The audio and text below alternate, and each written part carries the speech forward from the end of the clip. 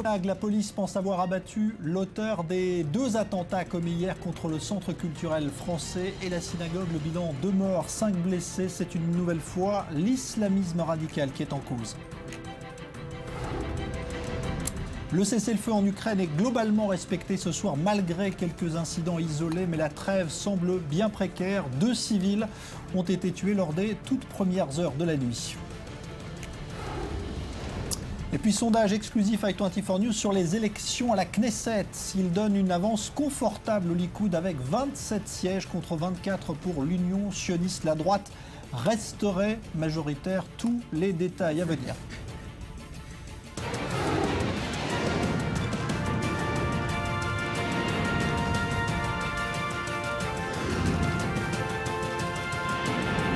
Le Grand Direct avec Jean-Charles Banou. Bonsoir à tous. Les événements semblent donc se répéter, parfois avec la même ironie, dans le même enchaînement. C'est ce qui s'est passé donc à Copenhague avec l'attentat qui a d'abord visé hier une conférence consacrée à la liberté d'expression, puis un petit peu plus tard, et avec le même homme, puisque c'est ce que semble indiquer la police ce soir, eh bien une synagogue, celle du centre de Copenhague. 2 morts, 5 blessés. C'est le bilan de ces 2 attentats perpétrés donc par la même personne, un homme âgé de 22 ans qui a été abattu ce matin et qui serait donc celui qui a perpétré ces 2 attaques. Beaucoup de questions, donc encore une fois, à propos de l'enchaînement de ces événements dans un pays d'Europe. Question autour de la liberté d'expression, de la communauté juive et de sa protection. Nous allons en parler avec Olivier Rafovitch. Bonsoir. Colonel de réserve dans l'armée israélienne. Bonsoir à vous, Zvi Mazel. Vous avez été ambassadeur d'Israël en Suède, donc dans ces pays scandinaves que l'on pensait justement plutôt épargnés, mais on voit bien que ce n'est pas le cas par cette menace terroriste. Et puis Daniel Haïk, bonsoir, d'I24 News. Donc on sera dans un instant en direct de Copenhague.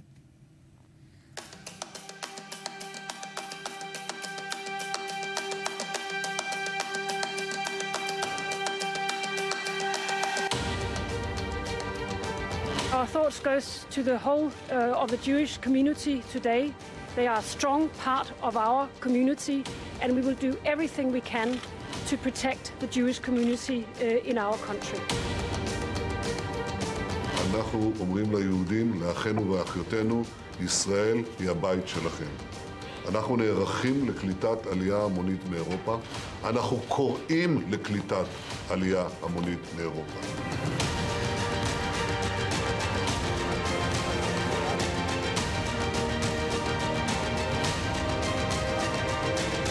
We have had these accidents in Belgium and in France and now in Denmark. It's important for all of us to stick together and stand up for our democratic values.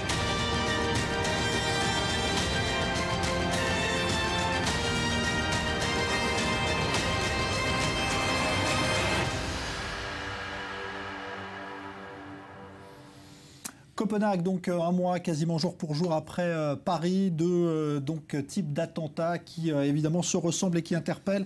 Est-ce que cela veut dire qu'on est entré, Olivier Rafovitch, dans une espèce de vague qui va se poursuivre parce qu'il y a eu avant cela évidemment Bruxelles et encore d'autres attentats à Toulouse?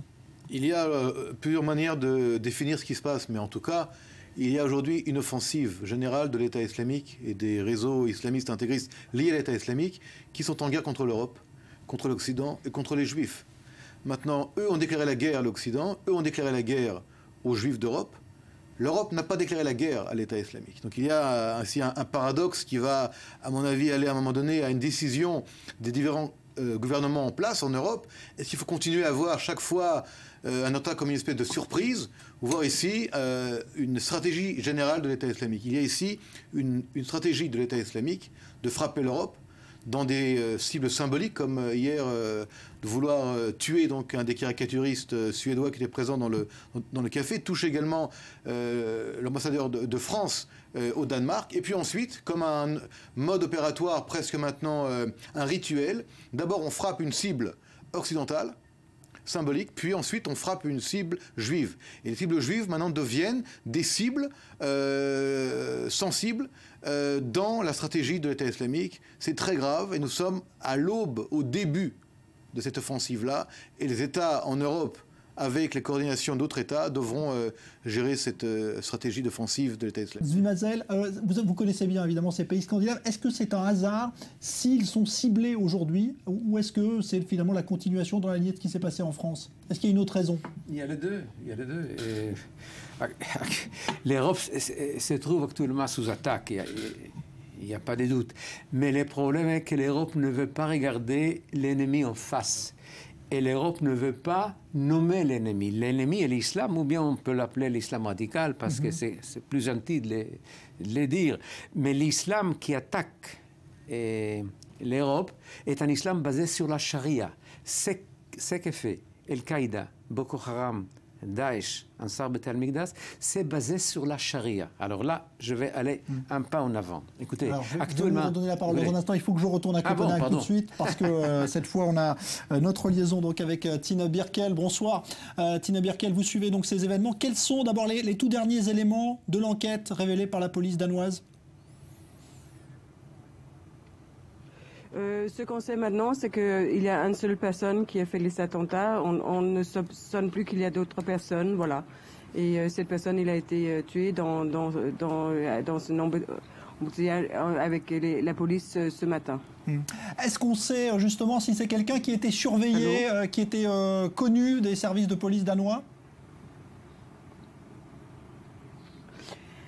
C'est vrai que c'était quelqu'un qui était dans le 8 heures de la police, mais il y a une grande discussion sur...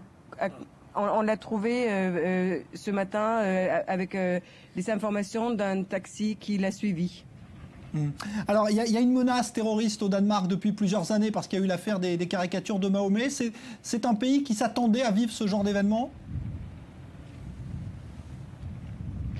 C'est vrai que ce matin, le Danemark s'est réveillé vraiment sous le choc. C'est comme s'il y a une espèce d'innocence qui a été prise. C'est vrai que finalement, tout le monde s'y attendait, mais ça faisait 10 ans que tout le monde s'y attendait. Et tout le monde sont sous le choc, tout le monde se recueille devant cette drame et tout le monde sont complètement d'accord pour le condamner de tous les côtés politiques. Et du peuple aussi, tout le monde avec qui on parle. Merci beaucoup Tina Birkel, donc en direct de Copenhague. On se trouve... Oui. Vous voulez rajouter? Merci beaucoup. Donc voilà pour cette intervention en direct.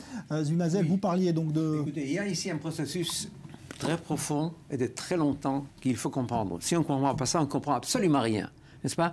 Nous nous trouvons actuellement dans des stades, dans une étape d'un réveil islamique qui se trouve dans un stade et dans un état très avancé. Qu'est-ce que cela veut dire? L'islam radical, n'est-ce pas, essaye de lutter contre la pénétration des valeurs occidentales. Ça a commencé après la Première Guerre mondiale avec l'établissement des frères musulmans. Et puis ça a fait des étapes, puis c'est arrivé, je ne peux pas raconter ici toute l'histoire. D'abord, ils ont occupé l'Égypte contre Farouk, contre Nasser, etc. Et puis après, c'est Al-Qaïda avec le terrorisme dans le monde arabe. Ce sont les mêmes qui sont là, qui sont issus des frères musulmans. Exactement. Mais maintenant, après cette étape de terrorisme, dans les pays arabes et dans l'Occident d'Al-Qaïda, nous nous trouvons actuellement dans un stade extrêmement avancé. Pourquoi? Parce que l'islam radical a pu occuper un territoire extrêmement important. Il bat une base territoriale en Irak et en Syrie, et un peu en Sinaï, mais au Sinaï, c'est pas grave. Et ils peuvent s'organiser. Ils ont maintenant un petit État. Ils ont des ressources. Ils recrutent beaucoup de gens sur place. Ils peuvent faire des armées basées sur les gens en place. Il y a des gens qui sont attirés de l'Occident, des pays arabes, qui viennent lutter. Et puis après, quel est le résultat? Chaque fois qu'il y a une petite crise, c'est l'islam radical qui est rentré dedans. Regardez, la Somalie avec les Shabab, n'est-ce pas, la Libye avec les milices, l'Irak et la Syrie occupée, l'Iran, il y a Daesh et Al-Qaïda qui s'est pénétré, le Yémen avec les chiites, rousses, peu importe, c'est l'islam radical. Donc nous avons ici un problème. Nous sommes en état de guerre. Seulement, la façon dont agissent les Arabes, c'est par usure, par de petites attaques. En arabe, on appelle ça des razouat, comme ils ont fait contre Byzance commence il y a 1400 ans. Et puis après, vous êtes fatigué, vous laissez faire. Actuellement, en Europe, il y a au moins 30 millions d'Arabes. C'est une communauté, des minorités dans lesquelles il y a des forces extrêmement importantes, des forces radicales très importantes. Mais l'Europe traite, c'est ça le problème, ce genre de phénomène comme criminalité ordinaire, pas comme une attaque organisée, idéologique, religieuse qu'il faut prendre, qu'il faut penser globalement. Voilà, c'est ça le problème, si vous voulez. Alors, Daniel, c'est vrai que ça touche aujourd'hui un pays qui se pensait épargné, peut-être. Qui se pensait épargné. C'est intéressant de savoir pourquoi c'est le Danemark qui est touché, pourquoi on a le sentiment que quelque part le terrain est plus propice en Scandinavie qu'ailleurs. C'est que quelque part, on est dans des pays qui ont voulu délibérément, après la Seconde Guerre mondiale, éloigner, bannir de leur lexique le mot de guerre, le mot de confrontation. Tout ce qui était extrême, on a voulu s'en écarter. On a voulu prôner un peu pacifisme, on va dire béat, un pacifisme un peu naïf. Et ça s'est traduit à travers toute forme d'implication des pays scandinaves dans la volonté de régler des conflits, tout pour qu'il n'y ait pas de guerre.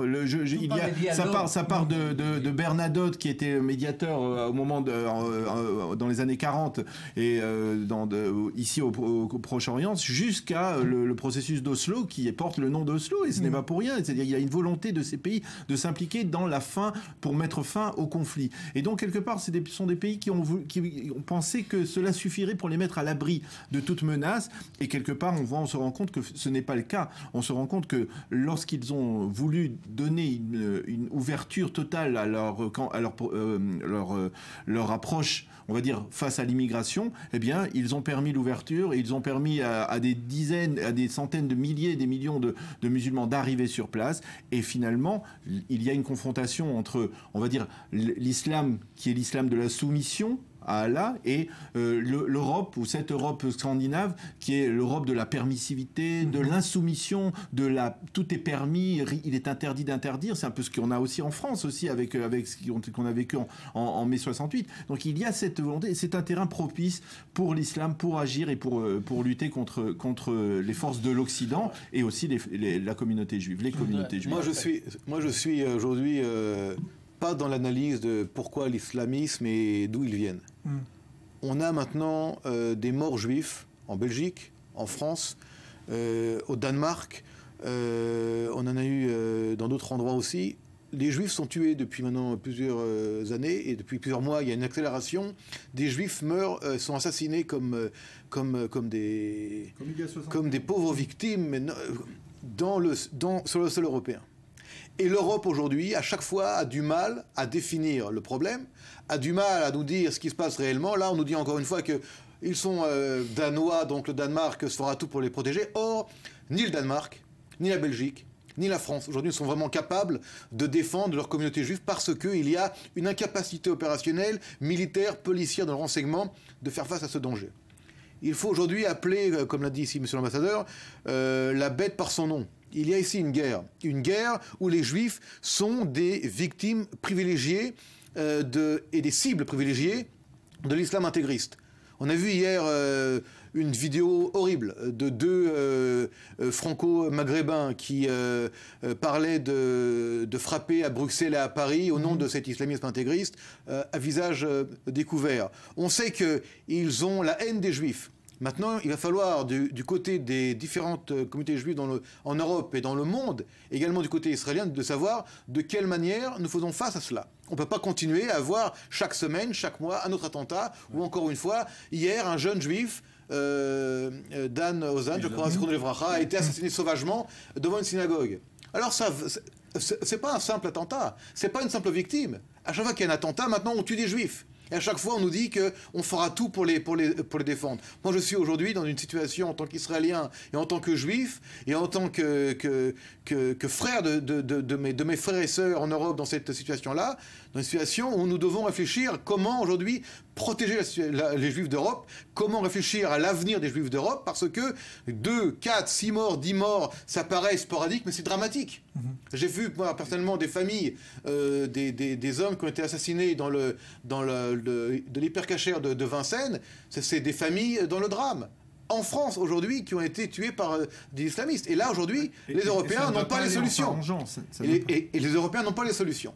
Et je ne veux pas qu'on continue à pleurer, à demander de l'aide aux différentes chancelleries, aux différents gouvernements pour faire que ces juifs soient protégés. Il y a un problème en Europe, un problème grave. Les Européens ne sont pas encore, on va dire, dans la mesure d'affirmer qu'ils ne sont pas capables de défendre les juifs en Europe face à l'islamisme intégriste. Et ça, le problème est un problème, à mon avis, très grave. Alors on verra justement quelle solution il faut apporter à ça. Par exemple, celle qu'a préconisé aujourd'hui Netanyahou. On va en parler dans un instant, mais d'abord on revient sur les événements qui ont secoué donc le Danemark en images et avec les précisions tout de suite de David Klezewski. La première ministre danoise est sur les lieux de l'assaut contre la grande synagogue de Copenhague. Elle Thorning-Schmidt est venue ajouter un bouquet au pied du bâtiment, là où quelques heures plus tôt, un homme de confession juive a été tué, visé par des tirs de fusil automatique. Âgée de 37 ans, la victime assurait la sécurité d'une communion religieuse. Autour de la jeune fille se tenaient réunies 80 personnes qui ne doivent leur salut qu'à la présence des services de sécurité. Au cours de l'attaque, 2 policiers déjà présents sur les lieux ont été blessés. Stand here in front of the Jewish synagogue in Copenhagen. Nous sommes ici en face de la synagogue juive à Copenhague. Un homme en service a perdu la vie devant cette synagogue et nous sommes dévastés. Nos pensées vont à la famille. Nous sommes aujourd'hui avec eux. Mais notre pensée va également à l'ensemble de la communauté juive aujourd'hui. Ils appartiennent au Danemark. Ils font partie de notre communauté. Et nous ferons tout notre possible pour protéger la communauté juive dans notre pays.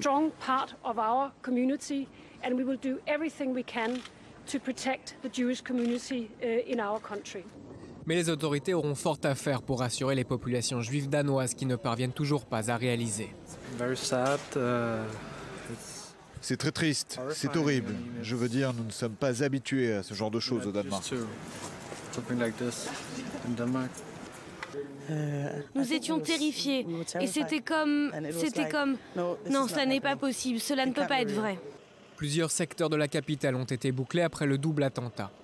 Hier, le réalisateur de 40 ans, Finn Norgard, auteur de plusieurs documentaires, n'a pas survécu aux nombreux tirs qui ont visé la conférence sur l'islamisme. Le porte-parole de la police danoise se veut toutefois rassurant et affirme que le couvre-feu reste limité. Il assure que les gens peuvent se déplacer dans Copenhague en sécurité. Les forces de l'ordre se montrent en revanche moins bavardes sur le déroulement de l'enquête dont aucun détail n'a filtré. Pas d'informations sur l'ensemble des habitations perquisitionnées. Peu de précisions sur l'identité du tireur finalement repéré grâce à la vigilance d'un chauffeur de taxi qui a su identifier l'individu. Il a alors été abattu par la police après plusieurs heures de chasse à l'homme. Âgé de 22 ans, il a grandi au Danemark et était connu de la police pour des faits de droit commun. Il est soupçonné d'avoir voulu imiter les attentats parisiens. C'est une personne connue de nos services, donc effectivement il apparaissait sur nos radars. Pour l'heure, nous ne savons toujours pas si le suspect s'est rendu dans des zones de guerre telles que l'Irak ou la Syrie. Mais évidemment, cette question est au centre de notre enquête. Une vaste opération a été menée cet après-midi dans un cybercafé près du lieu où a été abattu le tireur présumé. Au moins 2 personnes ont été arrêtées selon une télévision locale. Dans ce combat contre le terrorisme, la coopération entre les pays est mise en avant. Le ministre de l'Intérieur français en visite spéciale au Danemark a vanté les échanges réguliers entre les services de renseignement et dénoncé les mêmes haines qui se déploient dans les capitales européennes. Alors justement, effectivement, similitude avec ce qui s'est passé en France, mais autant en France on pouvait dire que les Juifs étaient sur leur garde parce qu'il y a eu des précédents, autant au Danemark, cette communauté ne s'y attendait pas, Zvi Mazel. Absolument pas, parce que la vie au Danemark est formidable, est agréable. Vous avez été au Danemark, moi j'ai été une ou deux fois, c'est très très bien. Mais l'Europe tout entière se trouve sous attaque et tous les Juifs d'Europe se trouvent sous attaque. Alors il est impossible qu'il y ait des réactions des gens comme dans les années 30, fin années 30 en Allemagne. Non, il y a quelque chose d'extrêmement grave et nous avons déjà l'expérience du passé, alors il faut faire quelque chose. Regardez, prenons la France, parce que la France, les histoires contre l'attaque contre les Juifs, chaque mois, il y a quelques dizaines d'attaques contre des Juifs, y compris par violence. Et rappelez-vous à Halimi, n'est-ce pas, et Toulouse, etc., etc. Et la France n'a rien dit. Mais quand c'est arrivé contre Charlie Hebdo et François Hollande, président de la République, s'est précipité à venir dire quelque chose, il a dit c'était une attaque dans le cœur de la République. Et les Juifs, quand ils sont tués, ce n'est pas le cœur de la République. Donc il y a un problème extrêmement grave. Il y a des problèmes de préjugés. Il y a des problèmes qu'Israël est à part, que les Juifs sont à part. Et d'ailleurs, là, j'ajoute tout de suite, les Européens n'ont rien appris du terrorisme islamique contre Israël parce qu'ils croient, non, ça c'est une guerre de libération. Comment? Ils ne connaissent pas ni l'histoire, ni le sionisme, ni l'islam. Donc il y a un problème. Et maintenant, encore un mot. Je crois qu'il faut se rappeler. Boko Haram et Daesh et les gens qui effectuent tout ça, ils sont de vrais musulmans qui agissent sur la base de la charia. Il faut comprendre, c'est ça la charia. C'est vrai que pas tous les musulmans disent qu'il faut appliquer la charia telle qu'il est, mais actuellement, il y a un débat extrêmement désagréable au sein des sages d'islam, partout dans le monde arabe. Pourquoi? Ils disent que c'est contre l'islam, c'est pas bien, etc., etc. Mais personne ne vient avec un argument légal, parce que c'est la charia. Ils ne peuvent pas dire c'est pas la charia. Et pire encore, à Al-Azhar, j'ai regardé les bouquins, etc. Enfin, parmi nous, les chercheurs, c'est connu. Ils apprennent la charia comme ça. Ils apprennent là-bas à couper les têtes. Littéralement, on les raconte les histoires. Il y a des livres d'histoire, c'est ça qui a fait, ce qu'ont fait tous les khalifes, les premiers khalifes, les prophètes, etc. Et surtout les grands chefs militaires, et Khaled Ben Walid, qui a tué un gars, coupé sa tête, l'a mis dans la casserole et l'a mangé, n'est-ce pas? Tout ça, c'est appris actuellement, à l'heure que je vous parle. Et quand il y a des sages de l'islam, écoutez, il y a quelques modérés. Arrêtez cela. Alors les gens d'Al-Azhar disent non, on ne peut pas changer. Parce que l'interprétation de l'islam a cessé au 11e, 12e siècle. Donc il y a un problème d'islam. C'est reconnu, on ne le voit pas dans les grands journaux d'Occident internationaux, n'est-ce pas, parce qu'ils ne veulent pas entrer, mais il y a un problème extrêmement grave. On ne veut pas comprendre à l'Occident, on ferme les yeux, en islam, et même en pays d'islam, ils ne savent pas quoi faire, parce que c'est grave, ça vient d'eux. Ce qui est aussi très grave, c'est qu'il n'y a pas de manifestation de musulmans en Europe contre ces attentats. C'est-à-dire qu'il n'y a aucune expression populaire de cette masse musulmane, puis des dizaines de millions d'individus en Europe qui condamnent ça. Donc, si on ne condamne pas, eh bien, on est pour. Si on ne condamne pas, eh bien, on soutient ce genre d'attaque. Et aujourd'hui, comme l'a dit encore une fois notre ami ici, il y a un esprit qui court en Europe, qui touche des centaines de milliers d'individus, pas tous, mais des centaines de milliers d'individus, par l'islam radical, par l'islamisme intégriste et par la haine des juifs. Encore une fois, la situation est grave aujourd'hui. Et je crois que les gouvernements européens devraient apprendre d'Israël. Nous avons ici, depuis des années, fait que nous pouvons vivre ici en paix, tranquillement dans les rues de toutes nos villes en Israël, parce que nos services de sécurité et de renseignement sont implacables face à l'islamisme intégriste, qu'il soit du Liban, des territoires palestiniens ou d'autres pays. Il y a ici une sécurité qui fait que nous savons comment faire face à l'islamisme intégriste violent. Et les Européens aujourd'hui n'ont pas ni les lois, ni la législation adéquate, ni les décisions adéquates pour faire face à ce problème-là. Et tant, encore une fois, tant malheureusement que les lois ne seront pas des lois d'exception, des lois d'urgence face à ce problème gravissime pour l'Europe, eh bien, il y aura des attentats, il y aura des arrestations, on libérera des terroristes, on les suivra vaguement, mais sans vraiment savoir ce qu'on fait avec ces informations-là, et en fin de compte, ils arriveront à tuer nos hommes, nos frères, nos enfants. Ils tuent des juifs en Europe. Moi, je suis scandalisé, encore une fois, parce que les réactions sont des réactions classiques, presque d'une naïveté incroyable, mais du sang juif, encore une fois, a coulé hier en Europe. Je crois qu'effectivement, l'Europe va devoir trouver le juste milieu entre cette situation d'état d'urgence dans lequel elle se trouve et l'état de droit dans lequel elle voulait rester. Oui. Et là, finalement, ça c'est le grand défi de l'Europe aujourd'hui, face à l'islamiste, face à la menace islamiste. Maintenant, pour revenir à ce qui a trait à la communauté, je crois que il y a dans la communauté une sorte de réveil. Je crois qu'il y a un réveil très clair dans la communauté juive de France. On le voit à travers des chiffres, à travers les sollicitations auprès des organismes comme l'Agence juive. La semaine dernière, un salon de jeunes, de l'Alia pour les jeunes, a rassemblé 6 à 8 000 personnes, alors que d'habitude, il en rassemble 1000 à 1500. Ça veut dire qu'il y a une prise de conscience, que l'on comprend qu'il y a un véritable problème, que l'on comprend dans la communauté que les autorités, même si elles le veulent, elles ne sont pas certaines de parvenir à à le résoudre.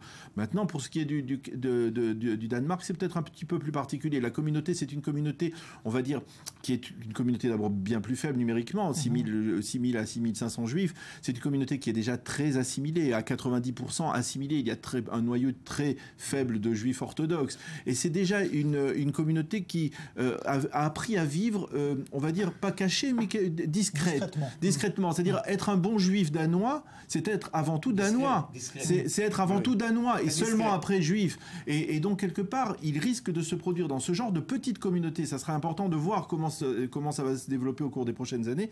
Un éloignement de ceux qui sont juifs, de crainte justement d'être menacés, peut-être de s'assimiler plus rapidement, ou alors ceux qui veulent revendiquer leur identité, eh bien partiront ou soit en Israël, soit dans des communautés juives qui sont plus solides et plus sereines. Laissez-moi dire une phrase. J'ai peur, vraiment j'ai peur, qu'il faudra des rivières de sang, avant que l'Europe ne comprenne et qu'elle change sa politique. Et c'est extrêmement grave, parce qu'il s'agit en Europe d'une idéologie de politique correcte, de multiculturalisme. Et ça, on ne change pas et facilement. Et derrière, il y a la presse, la grande presse, je ne vais pas nommer les journaux, mais la grande presse internationale et européenne, n'est-ce pas? Il y a l'académie, il y a aussi le gouvernement.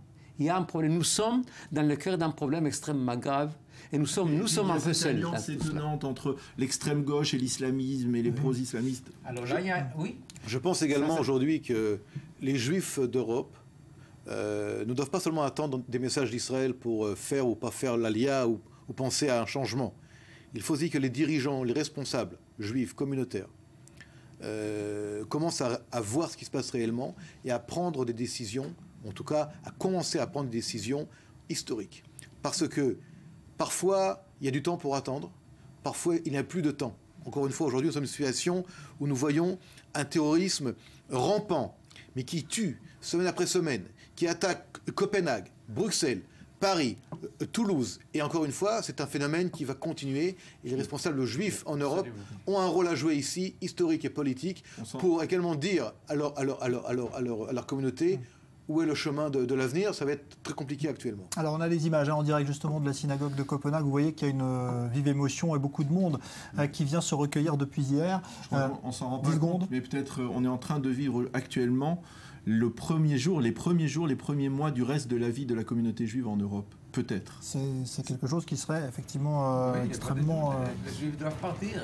Ils ne sont pas protégés alors. Merci Zvi Mazel, merci Daniel Haïk, merci Olivier Rafovitch. Dans un instant, d'autres reportages justement en provenance de Copenhague. Et puis on verra comment tout cela a été également relayé sur les réseaux sociaux depuis hier, car c'est un acte terroriste qui s'est propagé extrêmement rapidement sur les réseaux sociaux. Merci.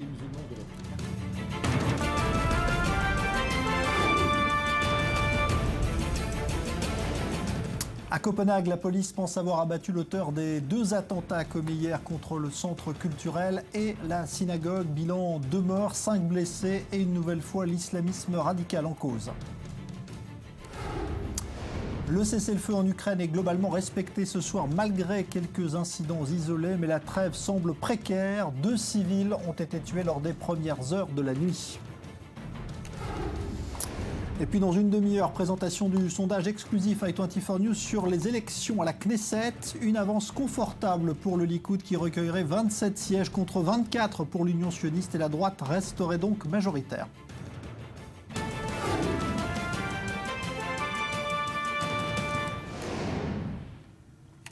Le monde a donc l'impression de revivre le scénario des attentats du mois de janvier à Paris. Il est même probable que le terroriste se soit inspiré de ce qui s'est passé en France pour agir à Copenhague. Les premières réactions les plus importantes sont d'ailleurs venues de Paris hier après la première des 2 attaques de Copenhague. Léa Volbert. Bouleversé, scandalisé, ce sont les mots du grand rabbin de France. Au lendemain des attentats qui ont visé la communauté juive de Copenhague, Chaim Corsia demande des actes forts pour lutter contre le terrorisme et ceux qui instrumentalisent la religion au nom de Dieu. Un homme a été abattu devant la synagogue du quartier de Nørrebro, en plein cœur de la capitale danoise, peu de temps après la fusillade du centre culturel de Copenhague. 2 morts, 5 blessés au total. 1 mois seulement après la vague d'attentats terroristes en France, le Danemark est sous le choc. Nous ne sommes pas au cœur d'une bataille entre islam et occident. Ce n'est pas une bataille entre musulmans et non-musulmans. C'est une bataille entre des valeurs de liberté et des valeurs issues d'une sombre idéologie. Pour le grand rabbin de France, il s'agit maintenant de dépasser les déclarations d'intention pour prendre des mesures concrètes en matière de répression et d'éducation. Un message adressé à la France, mais aussi à tous les pays européens. Comme vous, je suis frappé par le mimétisme de la séquence. D'abord, une attaque contre le symbole de la liberté d'expression. Ensuite, une attaque contre des juifs.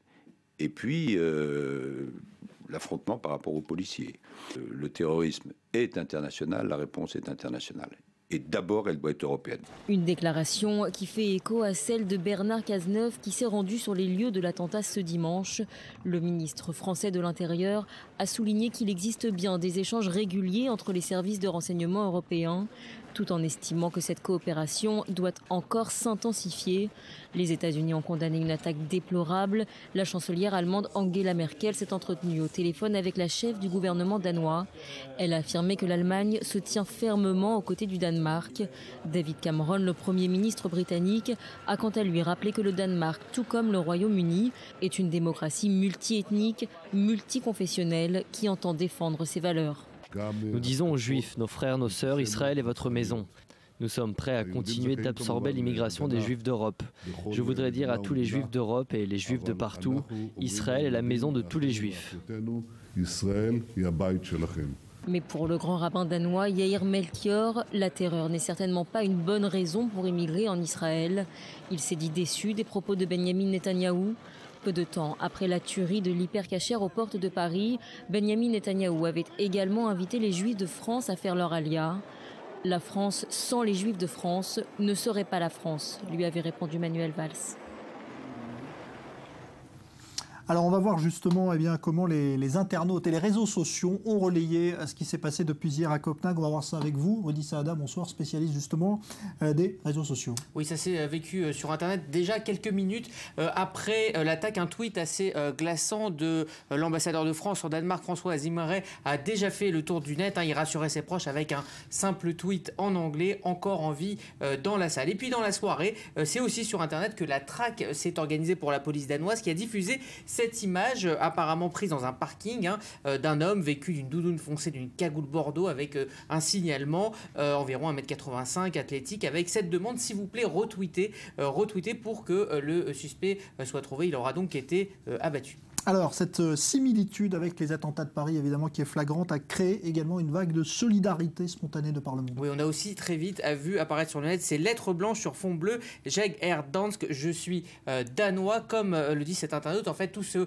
qui sont Charlie sont aussi ce matin danois. Alors, on est évidemment loin quand même du raz-de-marée de 6 millions de tweets de je suis Charlie, mais l'émotion vient quand même de partout dans le monde, notamment de France. Une caricature d'Yves Baudry qui rapproche justement les deux événements a énormément été partagée. On y voit la petite sirène, le symbole de Copenhague, adressé un doigt d'honneur à la barbarie. Niveau caricature, à noter aussi celle de Rançon qui reprend ce symbole avec une burqa et une phrase: inutile de se voiler la face, on a un problème. Alors, réaction également sur le net pour ce qui concerne la diplomatie internationale. Oui, alors je vous ai sélectionné 3 tweets d'officiels. Tout d'abord celui du Premier ministre français Manuel Valls, qui a lui aussi rapproché les événements de Paris et ceux de Copenhague. C'est la liberté qui est attaquée à Copenhague, solidarité avec le peuple danois, le tout accompagné du hashtag je suis Charlie. Puis côté américain, 2 tweets du maire de New York, Bill de Blasio. Il alerte sur la montée inquiétante de l'antisémitisme et fait part de sa solidarité avec la communauté juive danoise. Il demande fermement aux autorités danoises d'agir, de faire tout leur possible pour les protéger. Et évidemment, on en a beaucoup parlé, le long post Facebook du Premier ministre israélien Benyamin Netanyahou, actuellement en campagne, dans lequel il répète cette phrase prononcée à Paris: Israël est votre maison. Il s'adresse aux Juifs du monde. Il ajoute ceci: aujourd'hui, nous avons confirmé dans un programme du gouvernement pour encourager les immigrés de France, de Belgique et d'Ukraine pour un total de 180 millions. Je vous le dis, aux Juifs d'Europe et du monde, Israël vous attend les bras ouverts, un message on ne peut plus clair. Alors on va terminer, Rudy, avec toujours sur Internet ce post d'une des 2 victimes donc, de ces attentats de Copenhague, Finn Nørgaard, 55 ans, c'est un réalisateur et un poste qui prend un sens dramatique aujourd'hui. Oui, c'est un réalisateur qui œuvrait dans sa carrière pour le dialogue entre les personnes d'origine différentes. Eh bien, c'est tout naturellement qu'il avait posté le 7 janvier dernier, quelques minutes après les attaques de Charlie Hebdo, une photo que l'on voit avec la phrase qui aujourd'hui prend un sens évidemment tout particulier. Il est choquant et effrayant de voir des gens courageux être assassinés par de lâches fascistes islamiques. Merci beaucoup, Rudy Saada. Le Danemark qui a donc été en quelque sorte pionnier dans la lutte pour la liberté d'expression face à l'islam radical. C'est là en effet qu'a éclaté la première affaire des caricatures de Mahomet, il y a quelques années, déclenchant une vague de haine dans le monde musulman et des menaces de mort visant les auteurs danois de ces caricatures. Ce pays était donc l'une des cibles du terrorisme islamiste. Leslie Rezoug. Un mois après l'attentat au siège de Charlie Hebdo, c'est au Danemark que la liberté de la presse est de nouveau attaquée. Samedi, lors d'un débat sur l'islamisme, le centre culturel de Krudtønden, un quartier paisible de Copenhague, est visé par un attentat. Une attaque très similaire à celle du journal satirique français. La principale cible, le dessinateur suédois Lars Vilks. Depuis 2007, il est dans la ligne de mire des islamistes pour un dessin représentant Mahomet avec un corps de chien. Un outrage pour de nombreux musulmans partout dans le monde. Manifestations, drapeaux brûlés, du Pakistan à l'Irak, les appels au meurtre s'étaient multipliés. Une menace devenue concrète en 2010 quand 2 jeunes frères suédois d'origine kosovarde tentent d'incendier sa maison avec des cocktails Molotov. Il vit depuis sous protection policière, retranché dans une maison avec une pièce blindée et ne participe à des événements publics que sous escorte. Et Lars Vilks n'est pas le seul caricaturiste scandinave à être la cible des islamistes. Le Danois Kurt Vestergaard connaît le même sort. S'il n'était pas présent à la rencontre de ce samedi, il est connu pour avoir publié il y a tout juste 10 ans une caricature de Mahomet coiffé d'un turban en forme de bombe dans le quotidien Jyllands-Posten. Lui aussi contraint de vivre dans une maison sécurisée, il a échappé de peu à une attaque en 2010. Un jeune Somalien avait tenté de le tuer à la hache. Il s'en était sorti de peu en se réfugiant dans sa salle de bain blindée. Mais malgré la menace, les 2 dessinateurs ne comptent pas renoncer. Le jour de l'attaque contre Charlie Hebdo, Lars Vilks était revenu sur le rôle essentiel de la caricature dans le débat public. Cela ne devrait pas être grave d'insulter une religion. Vous ne pouvez pas faire d'exception pour les religions. Et les règles sont les mêmes pour les chrétiens, les juifs, peu importe. Et l'islam ne peut pas avoir de dérogation. Ce n'est pas une religion plus sacrée que les autres.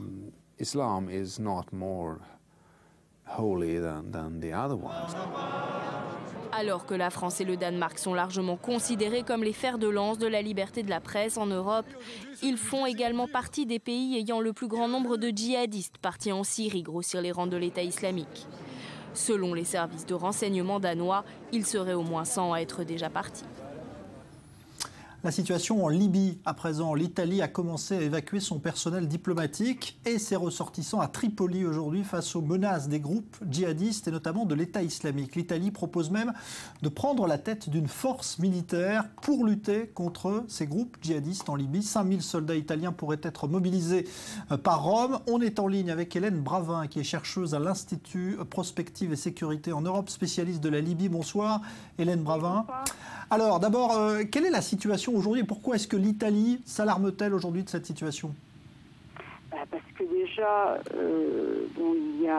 elle est quand même bien implantée en Libye, surtout au niveau du pétrole. Elle est le premier pays extracteur, producteur de pétrole en Libye. Et donc, il y a des éléments de Daesh alliés à des milices libyennes qui s'en prennent aujourd'hui, depuis quelques jours, au site pétrolier. Et Daesh avance de plus en plus en Libye. Alors pour l'instant, il est notamment cantonné à l'est. Il progresse à Misrata, il est présent. Il est aussi présent à Tripoli et dans 2 autres villes et 2 autres localités. Donc samedi, à Sirte, Daesh a pris d'assaut la radio de Sirte et et oblige les autres milices à se plier à son commandement. Ils ont commencé déjà à diffuser les discours de Baghdadi. Donc l'Italie, qui est quand même à peine à 350 km des côtes libyennes, commence un peu à paniquer ou à s'interroger, d'autant plus qu'il y a beaucoup de migrants qui tentent de venir sur les côtes. Ça s'est même accéléré. Hein. La semaine dernière, il y a eu à peu près 330 migrants qui sont morts dans les eaux. Et récemment, il y a à peu près 700 migrants qui ont été récupérés au large de la Libye. Donc, si vous voulez, le sud libyen est inquiétant, la côte est-ouest devient de plus en plus inquiétante. Donc l'Italie se fait énormément de soucis. Elle ne veut pas avoir un califat se mettre en place en Libye, même si aujourd'hui il est prématuré de dire que Daesh est partout, on peut dire qu'il est en progression.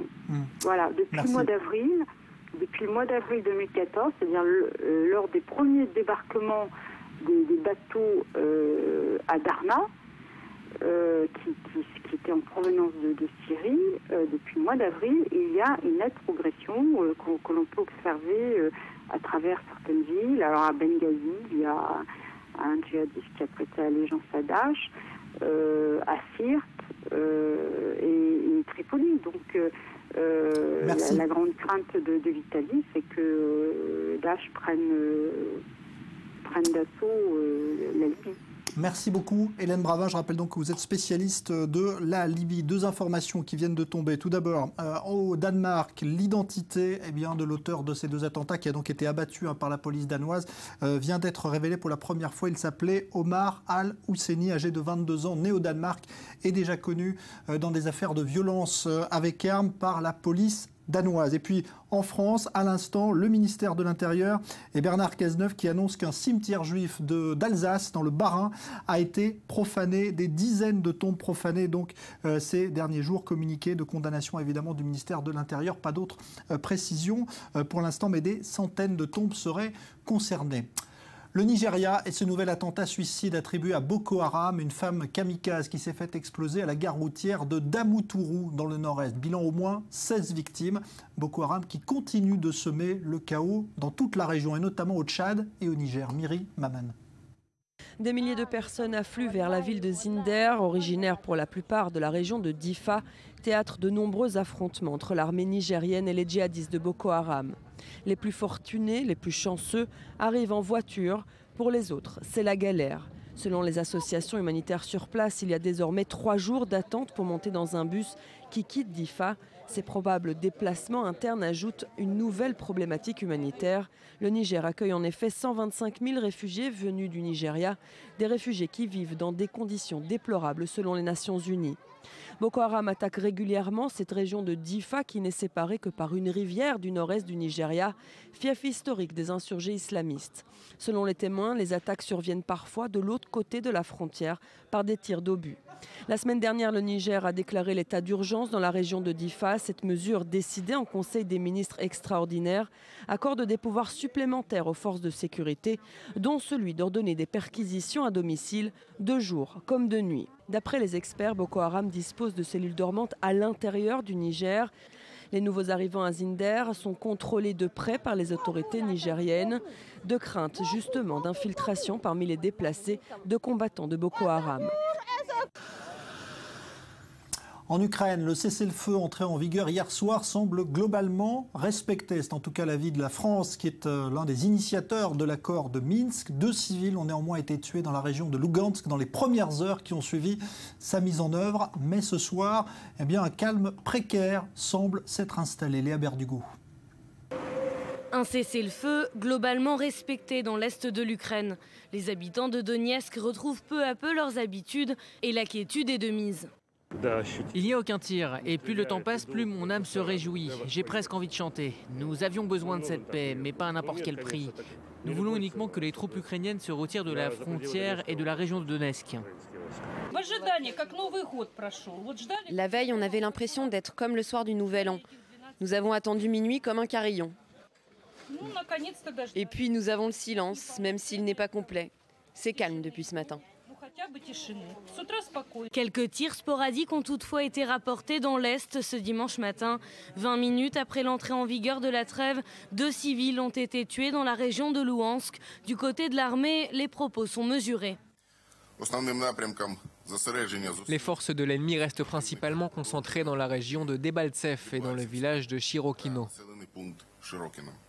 Mais la situation générale dans l'est de l'Ukraine montre des signes de stabilisation. Les autorités ukrainiennes ont cependant précisé que leurs soldats avaient dû repousser des attaques rebelles à l'est de Debaltsev. Elles ont également fait état de mouvements rebelles près de Mariupol, dernière grande ville de l'Est contrôlée par le pouvoir ukrainien. Les journées de vendredi et samedi ont été particulièrement sanglantes. 35 personnes sont mortes en l'espace de 48 heures. Malgré le calme relatif ce dimanche, les Ukrainiens sont peu nombreux à croire à une paix durable. Alors en ligne avec nous depuis Kramatorsk dans l'est de l'Ukraine, Marie Cartier, envoyée spéciale. Bonsoir Marie. Vous avez passé la journée avec les Ukrainiens, l'armée ukrainienne. Est-ce que tout cela vous semble être un vrai cessez-le-feu ? Non, clairement, il est difficile d'affirmer que le cessez-le-feu est respecté en Ukraine. Je dirais plutôt que les tirs ont considérablement diminué depuis minuit hier soir. On l'a vu dans le reportage. La situation est globalement plus calme, mais les tirs d'artillerie ont continué toute la journée. Je me trouvais à 5 kilomètres exactement de la ligne de front aujourd'hui, côté ukrainien, avec les soldats de l'armée régulière. Et clairement, et de façon assez soutenue, j'ai pu voir les roquettes tomber au loin et entendu le son des armes automatiques. Alors devant les journalistes, les militaires ukrainiens se sont évidemment bien gardés de répliquer. Il m'a été interdit d'ailleurs d'aller sur zone et de vérifier la situation au niveau des postes avancés. Donc on ne sait pas véritablement qui tirait sur qui à ce stade. L'armée ukrainienne affirme que ce sont les rebelles pro-russes qui continuaient de lancer les hostilités. Des militaires qui de toute façon ne croient pas à la paix. Ils restent en position de combat. Ils envisagent même des renforts aujourd'hui. Marie Cartier, est-ce que la population, elle, a repris un semblant de vie normale ? Non, toute la zone autour de Debaltseve, qui est cette ville ukrainienne stratégique où se concentrent actuellement justement les tirs que l'on a pu constater aujourd'hui. La zone est totalement déserte, la population a fui les combats, elle s'est réfugiée au niveau de Kramatorsk où je me trouve, au niveau de Slaviansk également. Il y a énormément de réfugiés qui sont évidemment pris en charge par les ONG. Certaines dorment dans des écoles, certaines m'a-t-on rapporté, sont également logées dans des trains. Donc vous imaginez les conditions déplorables dans lesquelles se trouvent ces populations aujourd'hui. Merci Marie Cartier. Donc je rappelle que vous êtes envoyée spéciale à Kramatorsk dans l'est de l'Ukraine où un semblant de cessez-le-feu semble s'être installé après donc l'accord intervenu ce week-end à Minsk entre les pro-russes, les Ukrainiens sous l'égide donc de la France, de l'Allemagne et puis aussi de Poutine pour la Russie. En Israël, Israël met en garde l'ONU face à un nouveau risque de guerre avec le Hamas à Gaza. Les Israéliens notent en effet que le Hamas fait tout pour se réarmer et reconstituer son arsenal de roquettes alors que la situation humanitaire reste tendue sur place. Pourtant, des dizaines de camions continuent de transiter chaque jour par Israël vers Gaza. Maxime Pérez. C'est une visite discrète mais d'une extrême importance pour Tony Blair. L'envoyé spécial du quartet se trouvait dans la bande de Gaza ce dimanche, au moment où l'ONU tire la sonnette d'alarme sur la situation humanitaire désastreuse qui y règne, 6 mois après la fin des hostilités entre Israël et le Hamas. À Gaza, Tony Blair est venu d'abord mesurer l'ampleur de la reconstruction et de l'aide à apporter à la population. Si de bonnes assurances sont données, si on fait en sorte que la reconstruction s'enclenche rapidement, que le secteur privé reparte de l'avant et que les gens retrouvent un peu d'espoir ici, alors les choses changeront. Nous devons commencer par des infrastructures basiques qui incluent le paiement des fonctionnaires palestiniens. Malgré les promesses des donateurs, seuls 70 millions de dollars sont parvenus aux caisses de l'UNRWA depuis septembre, l'agence onusienne d'assistance aux réfugiés palestiniens. Ces dernières heures, les Nations Unies ont appelé la communauté internationale à une aide urgente de 705 millions de dollars. Un appel entendu par Israël qui a laissé près de 550 camions entrer ce dimanche dans la bande de Gaza. Parmi les marchandises, des vivres et des médicaments, Du goudron pour rebâtir des routes, mais seulement un camion transportant des matériaux de construction, notamment du béton. Cette situation préoccupe Israël. Son ambassadeur à l'ONU, Ron Prozor, a adressé ce week-end une lettre dans laquelle il met en garde la communauté internationale contre les risques d'une nouvelle escalade avec le Hamas. Il prévient, les islamistes de Gaza se réarment et se préparent activement à une nouvelle confrontation militaire.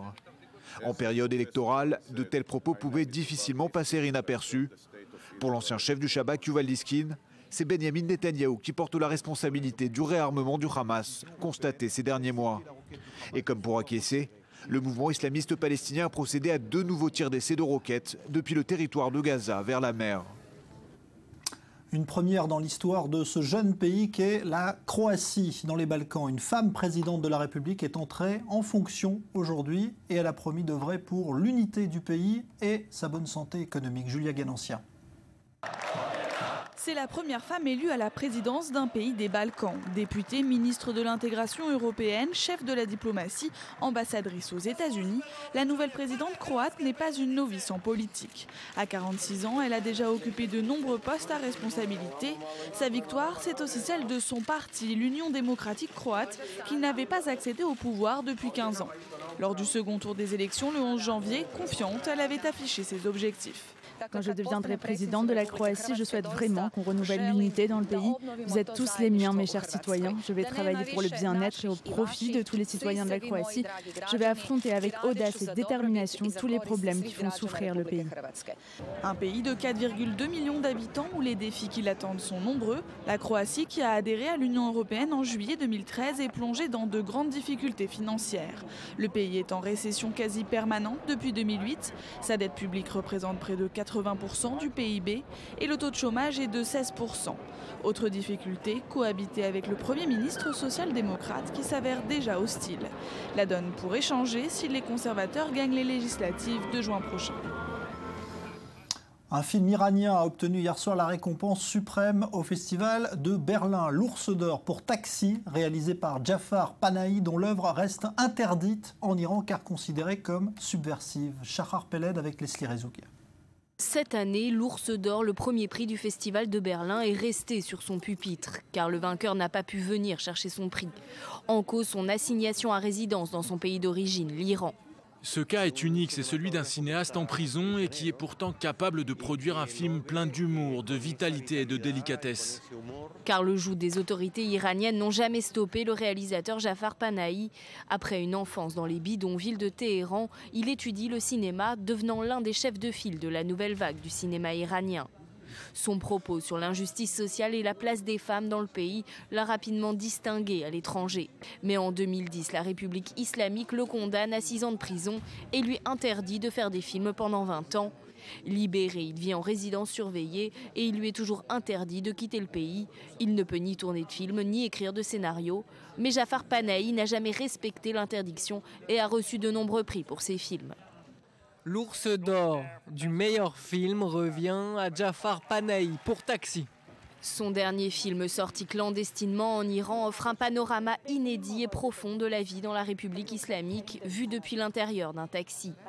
Considéré par le jury comme une lettre d'amour au cinéma, ce prix est un encouragement pour les autres réalisateurs iraniens. Je pense que c'est une déclaration politique importante. Panahi a reçu l'Ours d'Or. C'est à la fois un bon film et une déclaration politique importante. J'aime beaucoup les films de Jafar Panahi. Je suis vraiment ravi qu'il continue à faire des films compte tenu de la situation dans laquelle il se trouve. Malgré les menaces, Panahi refuse de quitter l'Iran, insistant sur le fait qu'il aime son pays. Malgré les difficultés, il ne se voit pas vivre ailleurs. Prisonnier chez lui, il poursuit pourtant son engagement pour la liberté d'expression et donne une vision rare de l'Iran. Vous en avez sûrement entendu parler et la France a émis plusieurs mises en garde ces derniers temps. On appelle cela l'arnaque au faux virement. Des sommes colossales escroquées à des entreprises, souvent en France d'ailleurs, sous de faux prétextes. Et notamment un club de football très connu, visé l'Olympique de Marseille. Eh bien, 2 escrocs présumés interpellés et mis en examen aujourd'hui en Israël. Léa Volbert. 1 076 000 €, c'est le montant total de l'arnaque. Tommy Belaïch, 34 ans, Robert Bellassène, 55 ans. 2 membres présumés de la vaste fraude ont été inculpés ce dimanche à Tel Aviv pour complot, fraude, blanchiment d'argent et destruction de preuves.